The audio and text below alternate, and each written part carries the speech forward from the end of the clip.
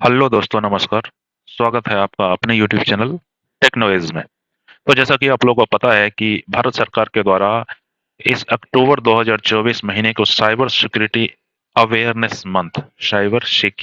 Awareness month के रूप में मनाया जा रहा है। तो इसी क्रम में आज के समय में जो सबसे ट्रेंडिंग साइबर क्राइम है डिजिटल अरेस्ट।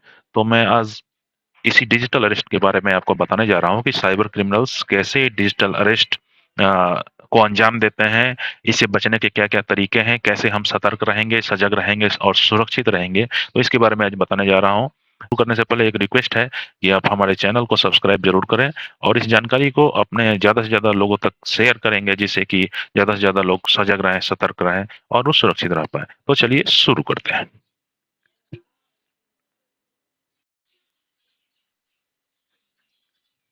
तो सबसे पहले हमें ये जानना ज़रूरी है कि डिजिटल अरेस्ट है क्या? What is digital arrest? Digital arrest is a trending cyber crime.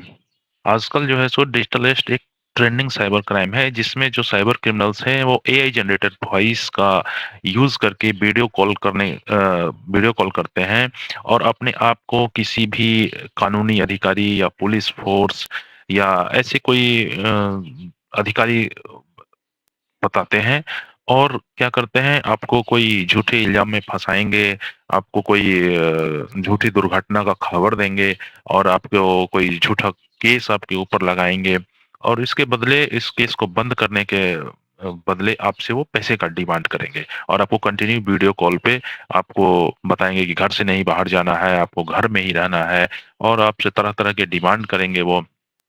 तो ये है डिजिटल अरेस्ट। साधारण भाषा में जानते हैं, ये क्या करते हैं आजकल ये स्कैमर्स कानून प्रवर्तन अधिकारी का प्रतिरूपण करने के लिए, मतलब वो हैं क्रिमिनल्स लेकिन वो क्या बन जाएँगे, वो कानून लागू करवाने वाले कोई ऐसे अधिकारी हैं जैसे पुलिस अफ़सर हो गए, सीबीआई अफ़सर हो गए, ईडी के अफ़सर हो गए, ऐसा वो बन के अपने आप को शो करेंगे और आप पे गलत झूठा आरोप लगाएँगे और आपको डर का माहौल पैदा कर देंगे, आप में पैनिक कर देंगे और आपको बोलेंगे कि आपको ये केस बंद करने के लिए आपको पैसा देना पड़ेगा और इसी तरह का धमकी दिया जाएगा, नहीं तो आपको गिरफ्तार कर लिया जाएगा, कई तरह की बातें आपके साथ किए जाएँगे। तो ये है डिजिटल अरेस्ट।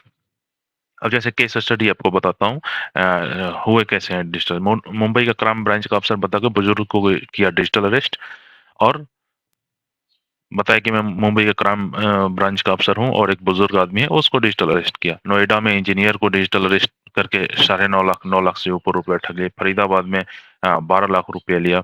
ऐसे ही कई केस हैं। महिला डॉक्टर को डिजिटल अरेस्ट कर ठगे 45 लाख 45 लाख रुपया ठग लिया। इसके अलावा देखिए एक महिला से कैसे धोखाधड़ी हुई। आईवीआर पे कॉल किया, जैसे कि आपके आईवीआर पे कॉल आएगा कि आपका ये मोबाइल नंबर बंद होने वाला है, आप इसको जल्द से जल्द वेरीफ़ाई करवा लें, इसके लिए 9 दबाएँ। ऐसे ही 9 दबाया, उसके बाद फर्जी कस्टम अधिकारी बन के महिला को बताया कि आपका कंबोडिया से एक पार्सल आया है, पार्सल में जो है सो ड्रग है और सीबीआई का सेटअप दिखा के वो महिला को डिजिटल अरेस्ट किया, महिला को घर से बाहर निकलने के लिए मना किया, पैसा सरकारी अकाउंट में ट्रांसफ़र करने के लिए बोला गया कि ये सरकारी अकाउंट है, आप इसमें पैसा ट्रांसफ़र करें और महिला ने 3 चेक के ज़रिए आरोपियों को 35 लाख रुपए जमा करवाए और बाद में जब महिला के भतीजे को इसकी जानकारी लगी तो उन्होंने इसका रिपोर्ट किया। बाद में पुलिस ने पश्चिम बंगाल, ओडिशा और यूपी से 4 आरोपियों को गिरफ्तार किया और कई एटीएम कार्ड भी बरामद किया। इसी तरह देखिए बैंक मैनेजर महिला को डिजिटल अरेस्ट कर 17 लाख रुपया ठग लिए।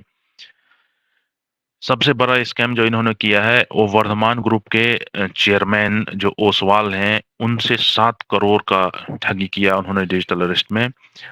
लेकिन इसमें भी लास्ट में पुलिस ने क्या है, इन साइबर क्रिमिनल्सों को पकड़ा है और बहुत सारे पैसा इन्होंने रिकवरी भी किया है। तो ये हैं इनके कई ये जो केसेज़ हैं वो हैं।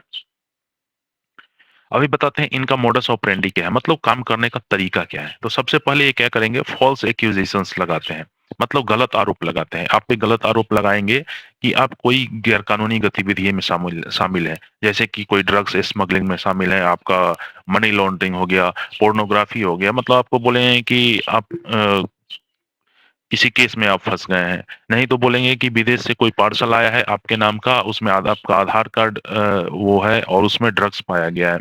या मनी लॉन्ड्रिंग बताएँगे, या बताएँगे कि आपके फेसबुक आईडी से या आपका मोबाइल नंबर इस्तेमाल करके सोशल मीडिया पे पोर्न वीडियोज़ या गलत चीज़ें प्रसारित की गई है। तो ये आप पे पहले गलत आरोप लगाएँगे। उसके बाद क्या करेंगे, फैब्रिकेटेड इमरजेंसी, मनगढ़ंत आपात स्थितियाँ। ये लोग क्या है, मनगढ़ंत आपात स्थिति जैसे बनाएँगे कि आपके बच्चे के बारे में कुछ बताएँगे, या आपके कोई ख़ास रिश्तेदार हो, आपके कोई दोस्त हो, उसका बताएँ कि एक्सीडेंट हो गया है और उसको पैसे का ज़रूरत है, या बताएँ कोई केस किया है, किसी इन्होंने कोई क्राइम कर दिया है और पुलिस कस्टडी में है, जिससे कि आप बिल्कुल पैनिक हो जाएँगे। ऐसा वो आपके पास स्थिति पैदा कर देगा कि आप पैनिक हो जाएँ। और पैनिक हो जाने के बाद आपको क्या करेंगे, डिमांड फॉर मनी। जब आप पूरी तरह से पैनिक हो जाएँगे और आप सोचेंगे कि इसे जल्दी से बचा जाए, हमें कैसे इससे हम निपट जाएँ, क्योंकि आज के डेट में लोगों के पास समय नहीं है। और लोगों के पास समय नहीं है तो लोग सोचते हैं कि जल्दी से जल्दी हमारा जो भी ऐसा कहीं चीज़ है, कहीं इसमें गलत चीज़ में हम फँस रहे हैं, इससे निपट लें जल्दी से जल्दी। उस चीज़ से निपटने के लिए ये फिर आपसे पैसे का डिमांड करेंगे कि आपका केस क्लोज़ कर दिया जाएगा, आप सरकारी खाते में इतना पैसा आपको ट्रांसफ़र करना पड़ेगा, और आपको मजबूर कर देंगे कि आप उसको पैसे दें। तो ये इनका काम करने का तरीका है, मोडस ऑपरेंडी है। अब आपको बताते हैं कि क्या स्टेप्स यूज़ करते हैं, कैसे-कैसे, किन-किन स्टेप में ये करते हैं। सबसे पहले ये क्या करते हैं, इनिशियल कॉन्टैक्ट करते हैं। स्कैमर क्या करते हैं, जिसको भी टारगेट करना है, तो उसको टारगेट करने के लिए या तो वॉइस कॉल करेंगे या वीडियो कॉल करेंगे, व्हाट्सएप के थ्रू करते हैं ज़्यादातर, स्काइप वगैरह पे भी ये लोग कॉल करते हैं, या आपके पास कोई लिंक भेजेंगे, फिशिंग लिंक, आप उसमें क्लिक करके आप उनके थ्रू उसमें उनके दिए गए वेबसाइट पे आप चले जाओगे, फिर वहाँ से आपका नंबर वगैरह ले लेंगे, फिर आपको इनिशियल कॉन्टैक्ट करें, किसी न किसी तरह सबसे पहले आपके साथ ये इनिशियल कॉन्टैक्ट करेंगे। उसके बाद क्या करते हैं, क्रिएटिंग फ़ियर, भय का माहौल बनाएँगे। जैसे ही आपके साथ कॉन्टैक्ट हो जाएगा, कॉन्टैक्ट होने के बाद फिर वही आपके साथ कि आप किसी ड्रग्स के स्मगलिंग में फँस गए हैं, आपके नाम पे आपके आधार कार्ड पे बताया जाएगा कि आप आपका आधार कार्ड का गलत इस्तेमाल किया गया है, आपके मोबाइल नंबर का कई जगह इस्तेमाल किया गया है, आपका कोई दोस्त है जो कि वो एक्सीडेंट हो गया है, किसी पुलिस कस्टडी में है। ऐसे-ऐसे आपके साथ कई स्थिति बनाएँगे जिससे कि आप में भय का माहौल बन जाएगा और आप बिल्कुल घबरा देंगे। और इसके साथ ये भी बताएगा कि आप कॉल मत बंद करना और आप घर से भी बाहर मत जाना बिल्कुल, आप घर से बाहर जाओगे तो आपको पुलिस ढूँढ रही है। ये ऐसे कई तरह के आपको धमकी देंगे और आपको ऐसा मजबूर कर देंगे कि आप कॉल भी नहीं बंद कर सकते हो। ये इनका दूसरा स्टेप है। और तीसरा स्टेप में जब ये समझते हैं कि डिमांड ऑफ पेमेंट, धनराशि या रकम की माँग करना। जब तीसरे स्टेप में जब ये समझते हैं कि अब आप बिल्कुल उनके दबाव में आ गए हैं, आप बिल्कुल उनके काबू में आ गए हैं, तो उसके बाद आपसे वो इन स्थितियों से बचने के लिए, इन केसों को समाप्त करने के लिए आपसे पैसे का डिमांड करते हैं कि बोलते हैं कि ये आप इतना जल्दी ये इतना पैसा, ये सरकारी अकाउंट है, गवर्नमेंट अकाउंट है, इसमें ट्रांसफ़र करें, तब आपको इससे आप बच जाएँगे। तो ये इनका फाइनल एंड थर्ड स्टेप होता है। ये इसमें क्या करते हैं, टेक्नोलॉजी का यूज़ करते हैं। टेक्नोलॉजी का पूरी तरह भरपूर यूज़ करते हैं, फेक ऑफ़िस बनाते हैं, फर्जी कार्यालय बनाते हैं। जैसे अपने स्टूडियो में वो ऐसा स्टूडियो को रूप देते हैं कि आपको लगेगा ये पुलिस स्टेशन है, या लगेगा कि कोई जज का ऑफ़िस है या कोई सीबीआई ऑफ़िस है, ऐसा करके या हॉस्पिटल बना देंगे। ऐसा वो अपने स्टूडियो को इस तरह से सेटअप करेंगे कि आपको डाउट नहीं होगा कि सही में ये है क्या? और है तो आखिर में वो स्कैमर्स, बट आपको वो फर्जी सेटअप में आपको ऐसा दिखाएँगे। दूसरा टेक्नोलॉजी का इस्तेमाल है यूनिफ़ॉर्म। ये गलत मतलब यूनिफ़ॉर्म का प्रयोग करते हैं, पुलिस यूनिफ़ॉर्म लगाते हैं, जज वगैरह के यूनिफ़ॉर्म, सीबीआई अफ़सर, ईडी के अफ़सर ऐसा यूनिफ़ॉर्म पहनते हैं कि आपको लगेगा कि नहीं, ये वास्तव में एक्चुअल में ये जो है सो ये पुलिस अफ़सर हैं और हमारे साथ ऐसा सही में हुआ है, आपके ऊपर प्रेशर बन सके इसलिए ये लोग ऐसा करते हैं। और वीडियो कॉन्फ्रेंसिंग टूल्स का इस्तेमाल करते हैं, जैसे Skype, Google Meet, WhatsApp calling, इनका इस्तेमाल करते हैं। आपको जनरली मोबाइल नंबर पे जो है, वो जनरली जो इंडिया का जो मोबाइल नंबर है, जनरली मोबाइल नंबर से कॉल नहीं आएगा आपको। इसमें या तो इंटरनेट वाले नंबर से कॉल आएगा, नहीं तो किसी भी video conferencing tool, social media sites के द्वारा इस पे कॉल आएगा। अब क्या है कि प्रिकॉशंस क्या बरतनी है इसके लिए। तो सबसे बड़ा प्रिकॉशन है कि किसी भी अनजान नंबर से आप कॉल रिसीव करते हैं तो उससे पहले ध्यान दें कि इस नंबर में +91 लगा हुआ है कि नहीं। अपना इंडिया का जो कोड है +91 है। +91 कोड के अलावा दूसरा अगर उसमें दिखाई देता है, अगर विदेशी नंबर कोई दिखाई देता है या इंटरनेट के नंबर से कॉल रिसीव होता है, तो आप उसको रिसीव ना करने की कोशिश करें। दूसरा क्या है, अनजान नंबर से आए हुए WhatsApp voice call, video call या अन्य कोई सोशल मीडिया से आए हुए कॉल को बिना सत्यापित किए हुए रिसीव ना करें। अनजान नंबर से अगर आपके पास व्हाट्सएप में वॉइस कॉल या वीडियो कॉल आता है या मैसेंजर पे ही कॉल आता है, तो आप देखते हैं कि हमारे फ्रेंड लिस्ट में नहीं है, ये नंबर हमारे मोबाइल में सेव नहीं है, तो आप कोशिश ना करें कि उसको रिसीव करें। पहले आप वेरीफाई करें कि हाँ, ये किसका नंबर है। आप 1-2 बार उसको डिक्लाइन करें, पहले वेरीफाई करें, फिर उसके बाद ही आप कॉल रिसीव करें।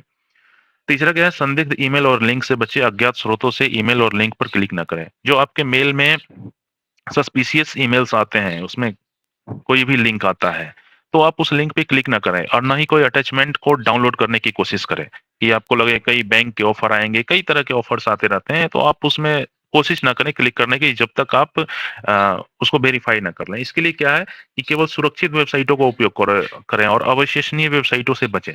तो कोई भी आपका, मान लीजिए कोई आपका बैंकिंग का मेल आएगा, आपके बैंक से कोई आपका अकाउंट रिगार्डिंग कोई मेल आ रहा है, तो आप उसको जब ओपन करेंगे ना मेल को, तो उसमें आपको टीएलएस दिखाई देगा और एचटीटीपीएस सिक्योरिटी दिखाई देगा। कोई भी वेबसाइट पे जाएंगे तो सबसे पहले आपको देखना है कि एचटीटीपीएस है कि नहीं, सिक्योर्ड वेबसाइट है कि नहीं, तभी आप उस पर ब्राउज करें। अगला क्या है, अपनी जानकारी किसी भी अनजान कॉल पर साझा ना करें। जो आपका पर्सनल इन्फॉर्मेशंस है, आप कहाँ हैं, आप कहाँ से बोल रहे हैं, क्या है, तो आपको पता है कि ये अनजान व्यक्ति है और पहली बार मैं इससे बात कर रहा हूँ, तो अपनी कोई भी पर्सनल जानकारी, वाइटल इन्फॉर्मेशन है, उसको शेयर ना करें। अगला जानकारी क्या है, कोई भी जांच एजेंसी या पुलिस ऑनलाइन इन्वेस्टिगेशन या जांच नहीं करती है, यह जानकारी रखें। आप हमेशा माइंड मेकअप ये करके रखें कि कोई भी जांच एजेंसी है या पुलिस है, कोई भी कोर्ट है, इंडिया में ये कानून नहीं है कि किसी चीज का इन्वेस्टिगेशन ऑनलाइन किया जाएगा, और डिजिटल अरेस्ट नाम की कोई भी चीज नहीं है। नेक्स्ट है, किसी भी स्थिति में घबराए नहीं और बताए गए जानकारी को पहले वेरीफाई करें। आपको कोई भी कंडीशन वो बताता है कि आपके साथ ऐसा हो गया है, तो आप बिल्कुल पैनिक ना करें। आप बिल्कुल पैनिक ना हो और पहले उस चीज को आप वेरीफाई कर लें। उनके पास, जो स्कैमर्स हैं, उनके पास आपकी पूरी जानकारी नहीं होती है। स्कैमर्स के पास बस आपका ओनली कॉन्टैक्ट नंबर है या आपका सोशल मीडिया अकाउंट है, प्लस आपका नाम है। बाकी इसके अलावा ज़्यादा जानकारी उनके पास है नहीं। अगर आपको बताते हैं कि आपके बच्चे के साथ ये हो गया है, तो आप बच्चे का नाम वेरीफाई करने के लिए उसको गलत नाम बताएँ। अगर आपके बच्चे का नाम राजेश है मान लीजिए, तो आप सुमन बताएँ, तो उसमें क्या है, उसमें भी वो हामी भरेगा, तो आपको पता चल जाएगा कि ये फेक है। इसके रिगार्डिंग, इस प्रिकॉशन के रिगार्डिंग प्रधानमंत्री नरेंद्र मोदी ने भी अभी जो मन की बात हुई है उसमें बताया है, लोगों को जागरूक करने के लिए बताया है, 3 स्टेप बताया है। रुको, सोचो और एक्शन लो। मतलब कि कभी भी ऐसा कॉल आता है, तो पहले आप सुन के रुकना है। रुकने के बाद सोचना है कि ये सही है या नहीं है। उसके बाद ही कोई एक्शन लेना है। घबराहट में, जल्दबाजी में कोई भी एक्शन नहीं लेना है। डिजिटल अरेस्ट एक स्कैम है जिसमें यूजर्स को वीडियो कॉल के माध्यम से धोखा दिया जाता है, और प्रधानमंत्री मोदी ने कहा है कि ऐसे धोखाधड़ी करने वाले लोग समाज के दुश्मन है और नागरिकों को अपनी व्यक्तिगत जानकारी साझा नहीं करनी चाहिए। बिल्कुल आपको अपनी पर्सनल कोई भी इंफॉर्मेशन नहीं शेयर करनी है। इसके बाद अगर आपके साथ इस तरह का स्कैम हो जाता है, तो क्या करना है? आपके साथ अगर इस तरह का स्कैम होता है या इस तरह का कॉल आता है और आपको बताया जाता है कि आप कॉल बंद नहीं करें, आप घर से बाहर नहीं निकलें, तो आप सबसे पहले वही जो 3 स्टेप है, रुको, सोचो और एक्शन लो। पहले आप शांत हो जाइए, शांत हो जाने के बाद सोचिए कि क्या ये सही है? आपको जैसे ही कोई डाउट होता है, तो आप उस कॉल को आराम से बंद कीजिए, बिना डरे हुए उस कॉल को बंद कीजिए और अपने नज़दीकी जो पुलिस स्टेशन है, वहाँ जाएँ, उसकी शिकायत दर्ज करवाएँ, या साइबर क्राइम का जो पोर्टल है, https cybercrime.gov.in, उस पे अपना रिपोर्ट दर्ज करवाएँ, नहीं तो साइबर क्राइम का हेल्पलाइन नंबर है 1930, इस पे कॉल करके अपना रिपोर्ट दर्ज करवाएँ। और सरकार आजकल इस डिजिटल अरेस्ट से बचने के लिए, डिजिटल अरेस्ट को बंद करने के लिए एकदम पूरी तरह से तत्पर है, और ऐसे साइबर क्रिमिनल्स को जल्द से जल्द पकड़ा भी जा रहा है। और जो गाइडलाइंस हमारी साइबर सिक्योरिटी एजेंसीज हैं उसके द्वारा जो गाइडलाइंस सोशल मीडिया वगैरह पे न्यूज़पेपर्स हर एक जगह जो गाइडलाइंस जारी किए जाते हैं इसको फॉलो करें। जैसे इस साइबर दोस्त का एक ट्वीट है, देखिए इसको। कोई भी वैध अधिकारी आपको कॉल ऑब्लिक वीडियो कॉल पर गिरफ्तार नहीं कर सकता। अगर कोई ऐसा करे तो सतर्क हो जाएं। कॉल को रिकॉर्ड कर लें और 1930/cybercrime.gov.in पर रिपोर्ट करें। कोई आपको डिजिटली अरेस्ट करने की कोशिश करे तो कॉन्फिडेंटली बोलें नहीं। जब कोई कहे कि कॉल पर बने रहें, आप पर गंभीर आरोप है और आप गिरफ्तार हैं, तो एज ए सिटीजन क्या बोलना है? नहीं। नेक्स्ट देखिए, ऐसे ही कंज्यूमर अफेयर्स का ये ट्वीट है। सावधान रहें, यह एक धोखा है। ट्राई कभी भी इस तरह से संपर्क नहीं करता। कृपया इस तरह के संदेशों पर विश्वास न करें। इस तरह के कॉल्स रिपोर्ट करने के लिए 1930 पर 1930 पर कॉल करें। जैसे कि देखिए, यह कॉल ट्राई से है। आपके मोबाइल नंबर का उपयोग अवैध गतिविधियों के लिए किया जा रहा है और इसे जल्द ही बंद कर दिया जाए। अधिक जानकारी के लिए एक दबाएं। ऐसा भी कॉल आता है आपको। ऐसा कॉल आएगा और जैसे ही आप एक दबाएंगे तो फिर वो स्कैमर्स के पास आपका कॉल चला जाएगा और आप उसके उनके जाल में फंसोगे। ऐसे संदेशों से सावधान रहें, ये धोखाधड़ी का हिस्सा हो सकता है। ट्राई ऐसे कॉल नहीं करता है। ऐसे नंबरों को नजरअंदाज करें या ब्लॉक करें और तुरंत 1930 पर रिपोर्ट करें। नेक्स्ट ऐसे पीएमओ इंडिया का देखिए ट्वीट है। Beware of digital arrest frauds. No investigative agency will ever contact you by phone or video call for inquiries. मतलब डिजिटल अरेस्ट जो एक फ्रॉड है, इससे सावधान रहें। कोई भी जांच एजेंसी ऐसी नहीं है कि आपको फोन पे जांच करेगी, वीडियो कॉल से कोई आपकी जानकारी लेगी। ऐसी कोई भी अपने देश में कोई भी एजेंसी नहीं है। इसके लिए आपको बजाते नोटिस जाएगा, आपको बुलाया जाएगा कोर्ट में या पुलिस स्टेशन में। कोई भी डिजिटली ऐसा रूल नहीं है।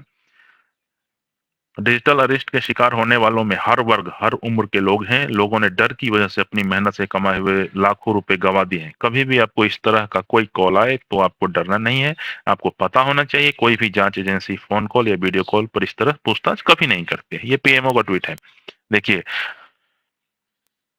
3 चरण बताया है। दोबारा से ट्वीट में आपको बता रहा हूँ। 3 चरण बताए। कॉल आते ही रुको, घबराएं नहीं, शांत रहे, जल्दबाजी में कोई कदम ना उठाएं, किसी को अपनी व्यक्तिगत जानकारी ना दें, संभव हो तो स्क्रीनशॉट लें और रिकॉर्डिंग जरूर करें। दूसरा चरण है सोचना। सोचिए कि कोई भी सरकारी एजेंसी फोन पर ऐसी धमकी नहीं देती है, ना ही वीडियो कॉल पर पूछताछ करती है, ना ही ऐसे पैसे की मांग करती है। अगर डर लगे तो समझिए कुछ गड़बड़ है। डिजिटल अरेस्ट जैसी कोई व्यवस्था कानून में नहीं है। ये सिर्फ फ्रॉड है, फरेब है, झूठ है, बदमाशों का गिरोह है। जो लोग ऐसा कर रहे हैं वो समाज के दुश्मन हैं। डिजिटल अरेस्ट के नाम पर फरेब चल रहा है, उसे निपटने के लिए तमाम जांच एजेंसी और राज्य सरकारों के साथ मिलकर काम कर रही है। तो ये पीएमओ का ट्वीट है। तो ये था डिजिटल अरेस्ट के बारे में जानकारी। सतर्क रहे, सजग रहे और सुरक्षित रहे। तो दोस्तों, कैसा लगा ये वीडियो? वीडियो को लाइक जरूर करेंगे, कमेंट में बताएंगे और अपने दोस्तों के साथ ज्यादा से ज्यादा शेयर करेंगे ताकि लोग सजग रहें, सतर्क रहें और सुरक्षित रहें। और हमारे चैनल को सब्सक्राइब जरूर करेंगे। Thanks for watching. जी।